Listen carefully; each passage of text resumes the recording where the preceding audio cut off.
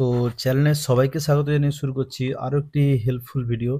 তো আজকে আলোচনা করব মাধ্যমিক এবং উচ্চ মাধ্যমিকের যারা বাংলা পরীক্ষার্থী আছো 2024-এর জন্য তাদের একটি গুরুত্বপূর্ণ প্রবন্ধ রচনা রয়েছে চন্দ্রযান 3। তো আজকে আমি তোমাদের চন্দ্রযান 3 বিষয়ের যে প্রশ্নটি রয়েছে কিভাবে তোমরা এটা লিখবে আমি পয়েন্ট ওয়াইজ তোমাদের বলে দিচ্ছি। তো প্রথমত তোমরা একটি কোটেশন লিখবে 2 লাইনের। আয় আয় চাঁদ মামা টিপ দিয়ে যা, চাঁদের কপালে চাঁদ টিপ দিয়ে যা। তারপরে তোমরা ভূমিকাটা শুরু করবে এইভাবে। ভারতীয় মহাকাশ গবেষণা অতি সম্প্রতি এক অভিনব মাইলফলক হল চন্দ্রযান 3। এটি হলো ভারতের মহাকাশ গবেষণা সংস্থা বা ইসরো কর্তৃক পরিচালিত ভারতের চন্দ্র অভিযান কর্মসূচির অন্তর্গত তৃতীয় চন্দ্র অন্বেষণ অভিযান। স্ট্যান্ডার চেঞ্জ করে লিখবে, আদিম মানুষ যখন বনজঙ্গলে থাকতো তখন থেকেই প্রকৃতিকে চিনতে শিখেছিল। প্রকৃতিকে বশে আনার জন্য তারা নিত্য নতুন কিছু আবিষ্কারের কথা ভাবত। সে ভাবনা থেকেই আজ বর্তমান বিজ্ঞানের যুগেও তাই বিজ্ঞানীরা নিরলস পরিশ্রম করে অজানাকে জানার চেষ্টা চালিয়ে যাচ্ছে। বিশ্বের মহাকাশ গবেষণাগার নাসা নতুন নতুন তথ্য এনে দিচ্ছে। বিশ্ব সৃষ্টি আদিকথা জানার জন্য গবেষণা চালিয়ে যাচ্ছে। ভারতের মহাকাশ গবেষণা কেন্দ্র ইসরো আজ পৃথিবীর বুকে পরিচিতি লাভ করেছে। পূর্ণিমা রাতে গোল চাঁদকে দেখে ঠাকুমারা তাদের নাতি নাতনিকে চাঁদ দেখিয়ে বলতো, আয় আয় চাঁদ মামা টিপ দিয়ে যা। তখন হয়তো কেউ ভাবতে পারেনি ওই চাঁদ মামার মাটিতে কেউ পৌঁছতে পারবে। ইসরোর বিজ্ঞানীরা নিরলস পরিশ্রম করে আজ ভারতকে অনেক উঁচু জায়গায় পৌঁছে দিয়েছে। ভারতের দ্বিতীয় মিশন চরম ব্যর্থতা মাথায় নিয়ে তৃতীয়বারের জন্য সফল হয়েছে। এটা শুধু ভারতের গৌরব নয়, সারা পৃথিবীর গৌরব হয়ে ইতিহাসে খাতায় নতুন করে নাম লিখেছে ভারত।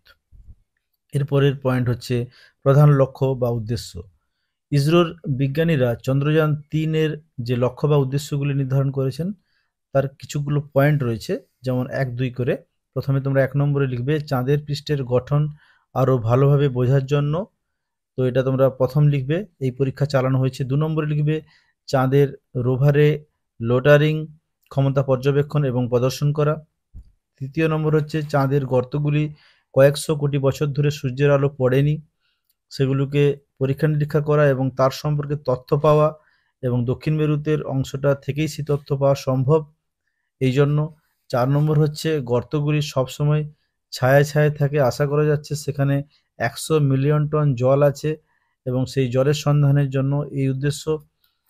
5 নম্বর হচ্ছে চাঁদে থাকতে পারে ammonia, hydrogen, silver, mercury, sodium, methane এর বিশাল তথ্যভাণ্ডার এবং ভবিষ্যতে চাঁদের মাটিতে মহাকাশ অভিযান কাজে লাগানো। তো এগুলোই হচ্ছে মূলত মূল উদ্দেশ্য। এরপরে তোমরা একটি পয়েন্ট করবে, সেখানে লিখবে চন্দ্র এই যে অভিযানের রূপরেখা। আসলে অভিযানের রূপরেখা কি না, অভিযানের প্রপালশন মডিউল, ল্যান্ডার ও রোভারের ব্যবহৃত হয়েছে, তবে কোনো কৃত্রিম উপগ্রহ প্রেরিত হয়নি। অন্ধ্রপ্রদেশ রাজ্যের শ্রীহরিকোটায় অবস্থিত সতীশ ধাওয়ান মহাকাশ কেন্দ্র থেকে চন্দ্রযান মহাকাশ যানের সফল উৎক্ষেপণ করেছে ইসরো। এই অভিযানের মাধ্যমে পূর্বসূরি যে বিভিন্ন সংস্থাগুলো রয়েছে যেমন ইউএসআরআর, নাসা এবং সিএনএসএ, এদের পরেই ইসরো চাঁদের ভারতের চতুর্থ মহাকাশ গবেষণা সংস্থায় পরিণত হয়েছে এবং এটা ভারত তথা ভারতবাসীর কাছে একটি গর্বের বিষয়। নেক্সট পয়েন্ট হচ্ছে অবতরণ স্থল নির্বাচন। চন্দ্রযান 3-এর তথ্য সম্ভাব্য অবতরণ স্থলগুলির জন্য বৈজ্ঞানিকরা কঠোর মানদণ্ড নিয়ে চাঁদের দক্ষিণ মেরুকে নির্বাচন করেছেন, কারণ চন্দ্রপৃষ্ঠের দক্ষিণ মেরুর স্থানগুলি পৃথিবীর থেকে দৃশ্যমান, চন্দ্রপৃষ্ঠের অংশের পরিধিগুলি নয়। এই অংশের স্থানগুলি সমতল ছিল এবং ল্যান্ডার অবতরণ স্থলের কাছে পৌঁছলে স্থানগুলি থেকে যেতে কোনো প্রকার বস্তু উড়ে আসতে না পারে তা সুনিশ্চিত করা হয়েছিল ল্যাঙ্গুয়ার প্রোব দ্বারা। এরপরে হচ্ছে উৎক্ষেপণ। এটি হচ্ছে খুব গুরুত্বপূর্ণ। 2023 সালে 14 জুলাই দুপুর 2:35 শ্রীহরিকোটায় সতীশ ধাওয়ান সেন্টার থেকে LVM মার্ক নাম্বার 3 রকেটের পিঠে চড়ে মহাকাশে পাড়ি দিয়েছিল চন্দ্রযান 3। 42 দিন সময় ধার্য করে এগিয়ে চলে চন্দ্রযান 3।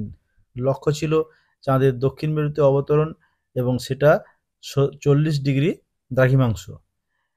23 আগস্ট ঠিক সন্ধ্যা 6টা বেজে 4 মিনিটে বিক্রম সফলভাবে সফট ল্যান্ডিং করে চাঁদের দক্ষিণ মেরুতে।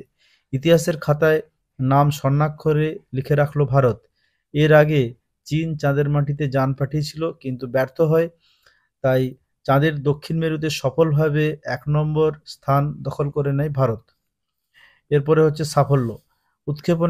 উৎক্ষেপণ সফল হওয়ার ফলে একদিকে যেমন ভারতীয় স্পেস রিসার্চ কয়েক কদম এগিয়ে যায়, ঠিক তেমনি ভারত বিশ্বের অনেক দেশকে পেছনে ফেলে দিল।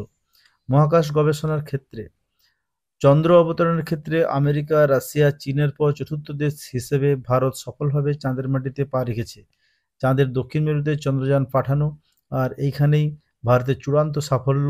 প্রথম দেশ হিসেবে ভারতের নাম গর্বের সঙ্গে লেখা থাকবে। এরপরে হচ্ছে প্রযুক্তিগত দিক। সোনাতে মুড়ে প্রায় 4 লক্ষ কিলোমিটার দূরে গেছে ভারতের চন্দ্রযান-3। এই সোনা আসলে পলিমাইড এবং অ্যালুমিনিয়াম এর একটি মিশ্রণ, যার সামনে রয়েছে অ্যালুমিনিয়াম। বিক্রম ও প্রজ্ঞানকে সচল রাখতে, সূর্যের বিকিরণ থেকে রক্ষা করতে এই ব্যবস্থা। তা না হলে মহাজাগতিক রশ্মির ঝড়ঝাপটায় গরম হয়ে যন্ত্রগুলি বিকল হয়ে যেতে পারে। এরপর হচ্ছে ভবিষ্যৎ সম্ভাবনা। বিজ্ঞানীরা মনে করেছেন পৃথিবীতে শক্তির চাহিদা মেটাবে চাঁদ। শক্তির প্রয়োজন মেটাতে কয়লা বা প্রাকৃতিক গ্যাস লাগবে না। পৃথিবীর উষ্ণায়নের দিক থেকেও রক্ষা করবে চাঁদের এই শক্তি। আগামী 30 বছরে চাঁদ পৃথিবীর যাবতীয় শক্তির চাহিদা মেটাতে সক্ষম হবে। এর প্রধান কারণ হিসেবে মনে করছেন বিজ্ঞানীরা হিলিয়াম মৌল।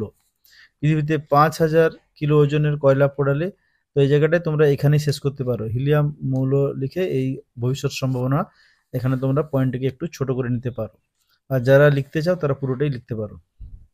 এরপরে হচ্ছে অর্থায়ন, মেন পয়েন্ট।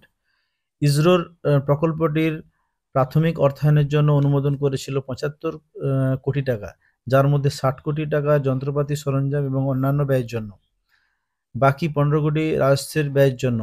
এবং তথ্য অনুসারে সমগ্র প্রকল্পটির জন্য যে ব্যয় হয়েছিল সেটি হচ্ছে 615 কোটি ভারতীয় টাকা। এরপরে হচ্ছে প্রমুখ বিজ্ঞানীদের ভূমিকা। চন্দ্রযান-3 মিশনের পেছনে রয়েছে 100-রও বেশি বিজ্ঞানীগণ। এই প্রকল্পে ভূমিকা নিয়েছে তারা হচ্ছেন যেমন শ্রীধর পনিকর, সোমনাথ ইসরোর চেয়ারম্যান, এবং মথুরা বনিতা প্রজেক্টের ডাইরেক্টর। চন্দ্রযান-3 মিশনের প্রায় 54 জন মহিলা ইঞ্জিনিয়ারিং বা বিজ্ঞানী অংশগ্রহণ করেছিলেন। পুরো টিমের মধ্যে 25 জন বাঙালি বিজ্ঞানী বা ইঞ্জিনিয়ারের প্রত্যক্ষ অংশীদার রয়েছে। এরপর হচ্ছে বাঙালি বিজ্ঞানীদের অবদান, এটি একটি পয়েন্ট। এই পয়েন্টটি তোমরা চাইলে ছোট করতে পারো। এখানে উৎক্ষেপণের পেছনে রয়েছে 25 জন বঙ্গ সন্তান। তো আমাদের যে পশ্চিমবঙ্গ থেকে যারা কোনখান থেকে কারা রয়েছিলেন তাদের সমস্ত কিন্তু এখানে দেওয়া রয়েছে। তোমরা চাইলে এই পয়েন্টটি একটু ছোট করতে পারো, বা চাইলে এই পয়েন্টটি নাও দিতে পারো। এই পয়েন্টটি যদি না দাও তাহলে এর উপরের পয়েন্টটি প্রমুখ বিজ্ঞানীদের ভূমিকাটা অবশ্যই তোমরা দিবে। এরপরে তোমরা চলে যেতে পারো উপসংহারে। অতীতের অসফলতা এবং কটুকর মন্তব্যকে ছিন্নভিন্ন করে আমাদের নতুন প্রজন্মের কাছে মহাকাশ গবেষণার আগ্রহ এবং ভবিষ্যৎ প্রজন্মের কাছে উজ্জ্বল দিগন্তের প্রশস্ত পথ খুলে দিয়েছে ইসরোর চন্দ্রযান-3 এর সফল অভিযান। দাদু দিদিমার গল্পে চাঁদের চরকাকাটা বুড়ি কিংবা পাশ্চাত্যের কল্পবিজ্ঞানে চাঁদের বাসিন্দাদের উল্লেখ থাকলেও আদতে কিন্তু চাঁদ প্রাণহীন। বাড়ির ছাদ থেকে খালি চোখে দেখে প্রাণহীন মনে হলেও ভারতের মহাকাশ গবেষণার ক্ষেত্রে সাফল্য চাঁদকে যেন আরও বেশি প্রাণবন্ত করে তুলেছে। সমস্ত দেশবাসীর কাছে 23শে আগস্ট 2023 দিনটি হৃদয়ে ভারতের ইতিহাসে স্বর্ণাক্ষরে লেখা থাকবে। তো এই হচ্ছে তোমাদের চন্দ্রযান-3 মোটামুটি প্রবন্ধ রচনা। তোমরা এইভাবে লিখবে, এইভাবে লিখলে আশা করছি তোমরা নাম্বার পাবে। তো এরপরে যদি তোমরা কমেন্ট বক্সে জানাবে আর কোন কোন রচনা তোমাদের কাছে প্রয়োজন, আমি অবশ্যই তাহলে একটা ভিডিও বানাবো। তো আশা করছি তোমাদের এই রচনাটি হেল্পফুল হবে। যদি তোমাদের ভিডিও ভালো লাগে লাইক করবে, এবং চ্যানেলে নতুন হলে অবশ্যই চ্যানেলটিকে সাবস্ক্রাইব করবে। তো আজ এই পর্যন্তই।